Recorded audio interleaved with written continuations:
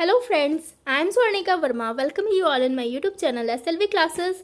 Guys, today we are going to learn some MCQs based on research methodology for PhD entrance and NTA UGC NET JRF. Guys इस video में हम बात करेंगे research methodology के कुछ MCQs के बारे में, ओके। और यहाँ पर 1000 क्वेश्चंस के कुछ पार्ट्स कराए गए हैं और पार्ट बाय पार्ट मैं वीडियो अपलोड करूँगी और सारे लिंक्स आपको डिस्क्रिप्शन बॉक्स में गिवन है। तो अगर आप पूरे वीडियोस देखना चाहते हैं, पूरे पार्ट को आप देखना चाहते हैं, तो किसी भी वीडियो के डिस्क्रिप्शन बॉक्स में जाके सारे लिंक्स को देख सकते हैं। तो आपको 1000 क्वेश्चन के सीरीज़ पूरे मिल जाएंगे, okay guys. And if you like my video, अगर गाइज आपको मेरी वीडियोस पसंद आती है तो आप उसे लाइक करें, शेयर करें एंड सब्सक्राइब करना ना भूलें। Now guys come to the question 330, which of statement is false. So इसमें बताना है कि कौन सा फॉल्स स्टेटमेंट है। क्वेश्चन क्या है, using a within subject design means that. So जब हम लोग within subject design use कर रहे हैं तो इसका मतलब क्या है। 4 ऑप्शंस गिवन है, इसमें से जो विद इन सब्जेक्ट का फॉर्म नहीं है, जो विद इन सब्जेक्ट में नहीं आता है, वो हम लोगों का राइट आंसर होगा, क्योंकि बताना है कि जो विद इन सब्जेक्ट में नहीं आ रहा है, ठीक है, फॉल्स बताना है, ओके। इस क्वेश्चन को करने के पहले मैं एक पिक्चर दिखाना चाहूँगी जो विद इन सब्जेक्ट और बिटवीन सब्जेक्ट पर बेस्ड है, ठीक है, तो आप कंफ्यूज नहीं होना, देखिए उसको। सो गाइस यहाँ पर एक पिक्चर गिवन है, देख सकते हैं क्या है पिक्चर में। यहाँ पर एक आदमी है, site 1 site 2 with in subject design है ये, ठीक है। एंड यहाँ पर 2 आदमी है। विद इन सब्जेक्ट में क्या है, एक ही आदमी को दिखाया जा रहा है और बिटवीन सब्जेक्ट में 2 आदमी को दिखाया जा रहा है। तो लिखा क्या है ये देखते हैं। विद इन सब्जेक्ट में क्या लिखा है, the same participants test all condition corresponding to a variable. इसमें क्या होता है, सिर्फ और सिर्फ एक ही रहता है इंडिविजुअल, ठीक है। सेम पार्टिसिपेंट्स होते हैं, मतलब जो साइट 1 में पार्टिसिपेंट्स हैं वही साइट 2 में भी पार्टिसिपेट करेंगे, ठीक है। सेम पार्टिसिपेंट्स होते हैं, सारे जो कंडीशंस होते हैं, जो वेरिएबल्स होते हैं, उनके लिए सेम पार्टिसिपेंट्स होते हैं, ठीक है। जो टेस्ट वगैरह होती है, टी टेस्ट, जो भी टेस्ट होता है उसमें सिर्फ और सिर्फ कौन पार्ट करते हैं, ओनली 1 इंडिविजुअल।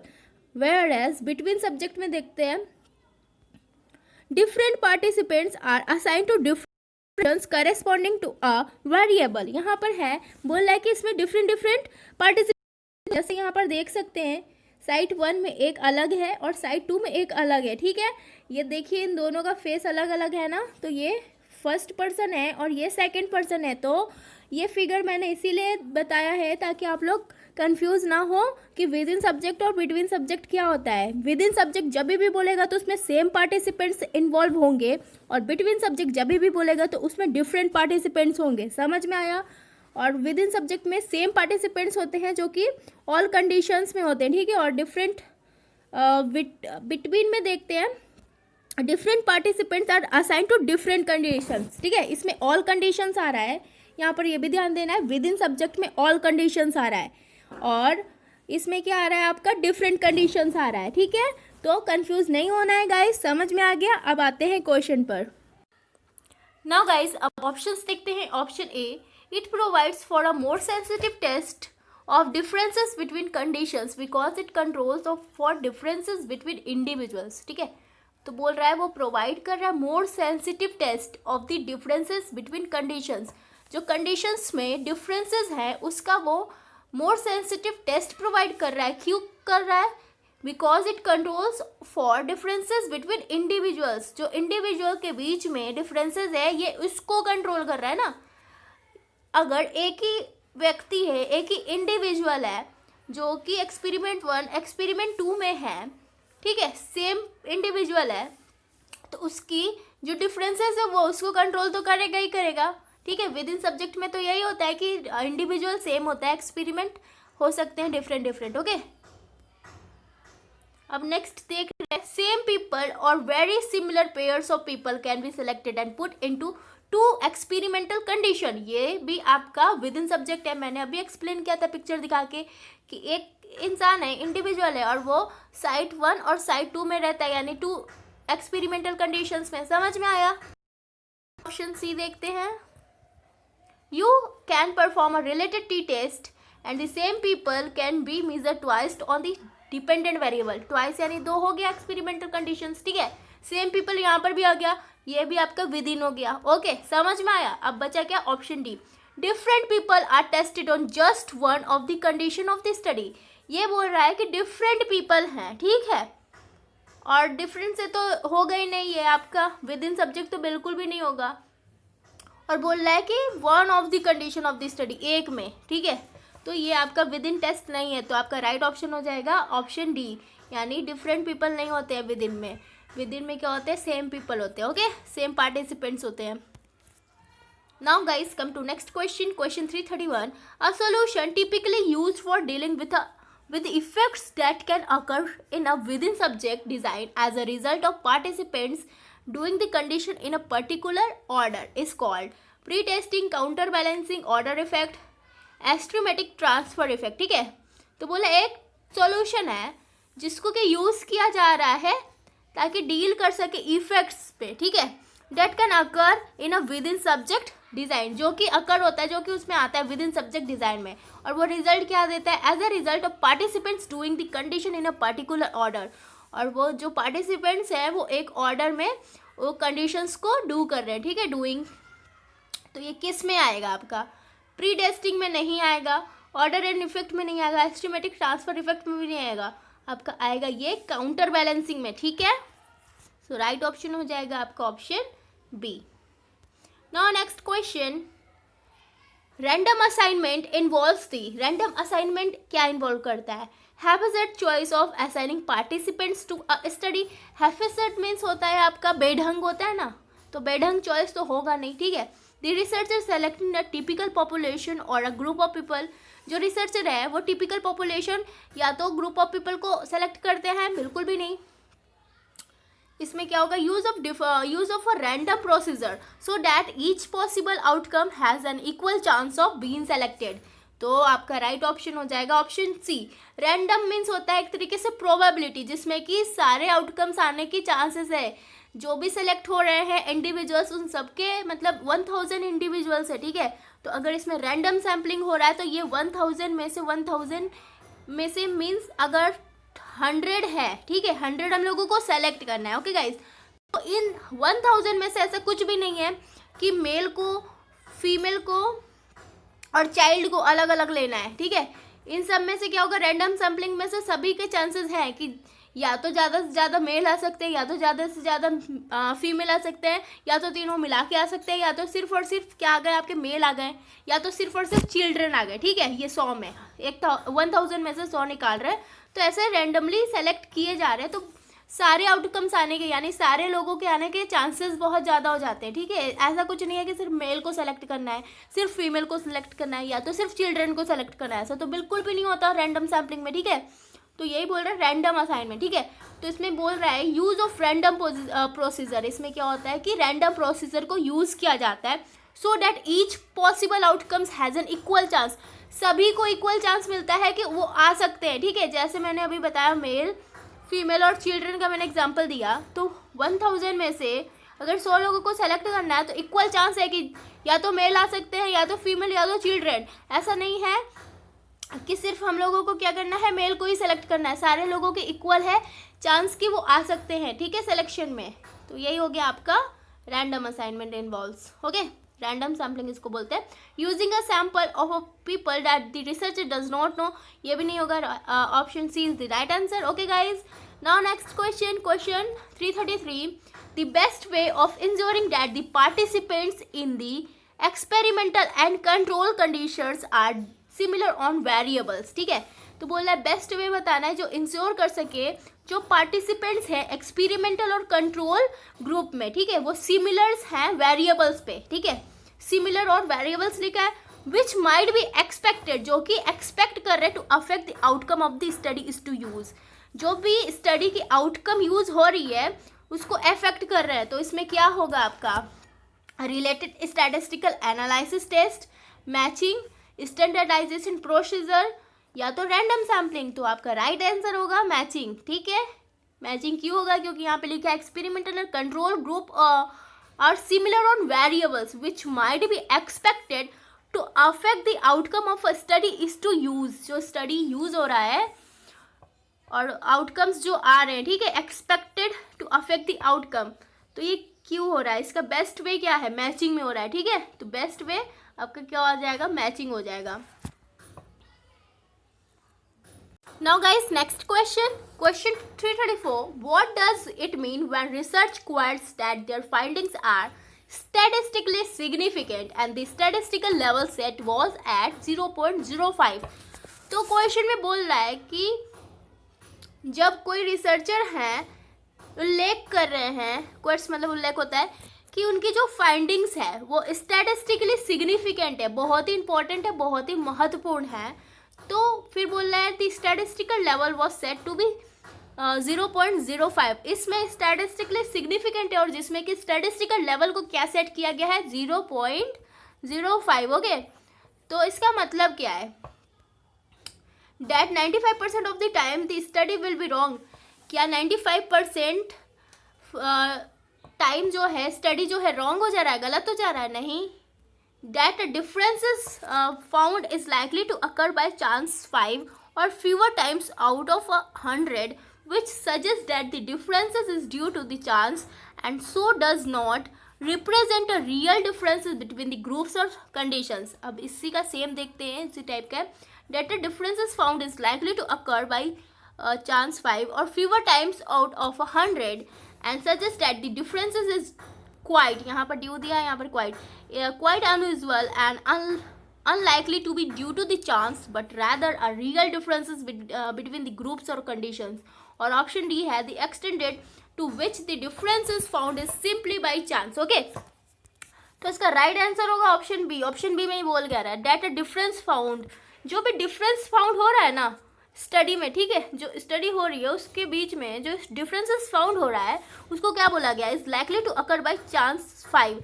तो 5 चांस के हिसाब से उसको अकर किया गया है, वो आया है, ठीक है, और फ्यूअर टाइम्स आउट ऑफ 100, और कभी कभी वो आउट ऑफ 100 में आया है, ठीक है। पहले तो वो बोल रहा है चांस 5, ठीक है, और फ्यूअर टाइम्स आउट ऑफ 100, या तो आउट ऑफ 100 यानी 100 में से, which suggest that the differences is due to, जो कि सजेस्ट कर रहा है which suggest that the differences is due to the chance, जो डिफरेंसेस आ रहा है वो चांस की वजह से आ रहा है, यहाँ पे जो चांस है chance 5, and so does not represent a real difference between the groups और कंडीशंस, ठीक है, इसीलिए वो रिप्रेजेंट नहीं कर पा रहा है रियल डिफरेंसेस ग्रुप्स और कंडीशंस में, ठीक है। तो गाइस यही है आपका मतलब 0.05, ओके, जो कि स्टैटिस्टिकली सिग्निफिकेंट है, इसका मतलब यही हो गया कि जो भी आ रहा है वो रिप्रेजेंट नहीं कर रहा real differences between the group और कंडीशंस और ग्रुप के बीच में जो रियल डिफरेंसेस है उसको रिप्रेजेंट नहीं कर रहा। Okay, now guys next question 335। Any statistical differences between the conditions in the development variable at post test are very likely to be due to the manipulated variable if. Manipulation मतलब होता है हेर फेर करना variable का, ठीक है, तो manipulated variable मतलब वेरिएबल को चेंज करना, हेर फेर करना उसका। तो बोल रहा है any statistical differences between the conditions, यानी कोई भी स्टैटिस्टिकल डिफरेंसेस है कंडीशंस में डिपेंडेंट वेरिएबल में एट पोस्ट टेस्ट, ठीक है, पोस्ट टेस्ट यानी प्री टेस्ट अलग है, पोस्ट टेस्ट अलग है, ठीक है। तो बोल रहा है कि यदि क्या होगा, अब इसमें से देखते हैं। You have used a library to conduct the experimental and random assigned participants। आपको यूज़ करना चाहिए लेबोरेटरी, ठीक है, ताकि आप एक्सपेरिमेंट कंडक्ट करें और उसमें रैंडम असाइनमेंट करें पार्टिसिपेंट्स का। या तो if the only other differences between the experimental and control condition is the manipulation variable, या तो सिर्फ और सिर्फ ओनली है differences between the experimental and control conditions का, ठीक है, जो कि मैनुपुलेटेड वेरिएबल में हो रहा है। ओके गाइस, अब नेक्स्ट देखते हैं option C. The dependent variable does not differ significantly between the conditions at pre test. जो प्री टेस्ट में कंडीशंस होते हैं उसमें डिपेंडेंट वेरिएबल जो है वो डिफर नहीं कर रहा है सिग्निफिकेंटली, ठीक है, बिटवीन द कंडीशंस में जो प्री टेस्ट के कंडीशंस है उसमें डिफरेंसेस नहीं आ रहे हैं डिपेंडेंट वेरिएबल में, ठीक है। अब ऑप्शन डी में देख रहे हैं dependent variable does not differ at pre test. Dependent variable pre test में डिफर नहीं है and the only other differences between the two conditions is manipulated variable. ध्यान से इसको देखते हैं, बोल रहा है dependent variable does not differ at pre test, यानी प्री टेस्ट के टाइम में डिपेंडेंट वेरिएबल में कोई भी डिफरेंसेस नहीं है, डिफर नहीं कर रहा है।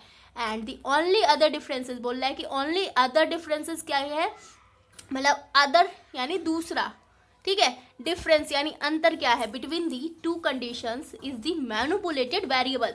जब भी वेरिएबल को मैनुपुलेट करेंगे, हेर फेर करेंगे, तो उसमें डिफरेंसेस आएगा। तो वही बोल रहा है कि ओनली अदर डिफरेंसेस जो हैं टू कंडीशंस के, वो हैं आपके मैनुपुलेटेड वेरिएबल। ठीक है, तो यही ऑप्शन आपका राइट हो जाएगा।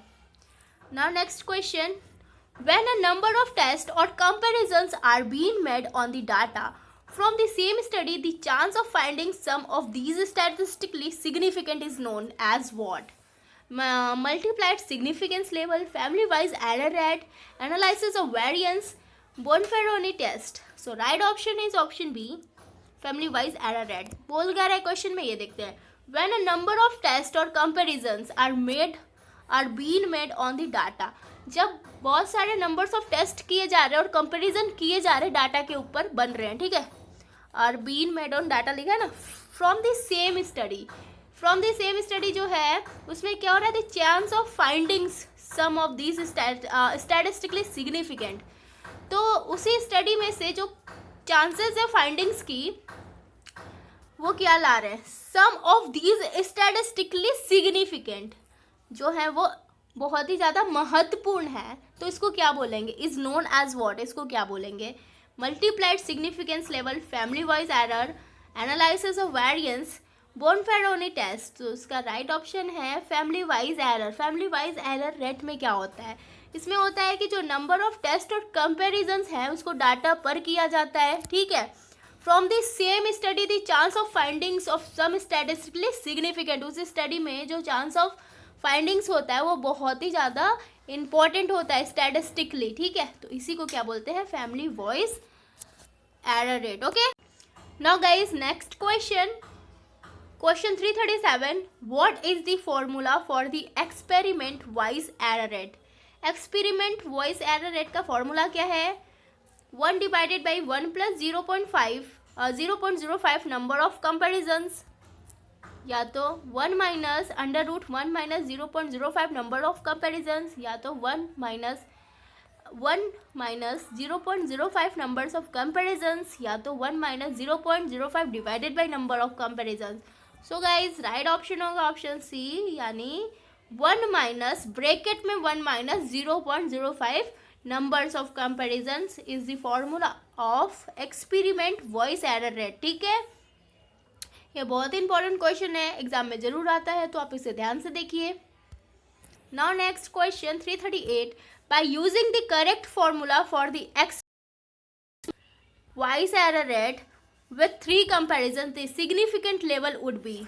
तो अब क्या करना है, इस फॉर्मूला को पुट करना है। ठीक है, तो सिग्निफिकेंट लेवल क्या आ जाएगा इसका, 0.1426 आंसर आ जाएगा। ठीक है, बोला ना कि by using the correct formula of the experimental wise error rate 3 comparisons, तो यहाँ पे क्या कर देना है, सिर्फ और सिर्फ इसमें नंबर ऑफ कंपेरिजन्स 3 कर देना है और इसको सॉल्व कर देना है। तो आपका क्या आ जाएगा, 0.146 will be your answer. Okay guys, now guys come to the next question 339 with a post hoc test. Now guys देखते हैं पोस्ट हॉक टेस्ट क्या होता है। ओके, सो क्या है देखते हैं, use to determine which mean or group of means is or are significantly different from the others. Okay, और इसको बोल सकते हैं सिग्निफिकेंट एफ। ओके, तो बोल रहा है इसको यूज़ किया जाता है पोस्ट हॉक टेस्ट को, ताकि डिटरमाइन कर सके, पता लगा सके mean or group of means जो कि सिग्निफिकेंटली डिफरेंट है, दूसरे ग्रुप से डिफरेंट है। ठीक है, ये पता लगता है इसमें। और डिपेंडिंग अपॉन रिसर्च डिज़ाइन और रिसर्च क्वेश्चन, और ये टोटली डिपेंड होता है रिसर्च डिज़ाइन पर और रिसर्च के क्वेश्चन पर। ठीक है, इसमें क्या क्या आते हैं आपके, फर्स्ट वन इज बोनफेरोनी आता है, और टर्कीज HSD प्रोसीजर्स आता है, स्टीव्स प्रोसीजर्स आता है। ठीक है, जिसमें कि सबसे इम्पोर्टेंट और सबसे मोर पावरफुल होता है आपका Bonferroni. Okay, only some pairs of sample mean are to be tested. इसमें क्या होता है कि कुछ ही पेयर्स ऑफ सैम्पल को टेस्ट किया जाता है, और इसमें जो डिज़ायर्ड अल्फ़ा आता है, ठीक है, अल्फ़ा लेवल आता है, अल्फ़ा करके उसको क्या किया जाता है, डिवाइड किया जाता है बाय नंबर्स ऑफ कंपैरिजन। जो नंबर्स ऑफ कंपैरिजन्स हैं उससे डिवाइड किया जाता है। तो इसका फॉर्मूला क्या बन जाएगा, बोनफेरोनी का फॉर्मूला हो जाएगा आपका equal to desired alpha divided by numbers of comparisons. Okay guys, so ये फॉर्मूला हो गया। अब टर्कीज HST प्रोसीजर क्या है, जब भी ऑल पेयर्स ऑफ सैंपल्स जो हैं उसको टेस्ट किया जाता है तो ये इसका फॉर्मूला लगेगा, ठीक है, देख लीजिए। लेकिन अभी मैंने क्या बताया है कि ये बहुत ही इंपॉर्टेंट है, तो आप पोस्ट होक टेस्ट में बोनफेरोनी को ज़्यादा पढ़ेंगे और ये बहुत ही इंपॉर्टेंट है, तो इसे आप बहुत ध्यान से देखिए। और बाकी टर्कीज HST प्रोसीजर और स्टीव्स प्रोसीजर को भी देख लीजिए। इसमें क्या है, when sample size are unequal, जब सैंपल साइज जो है अनइक्वल होगा तो स्टीव्स प्रोसीजर यूज होगा।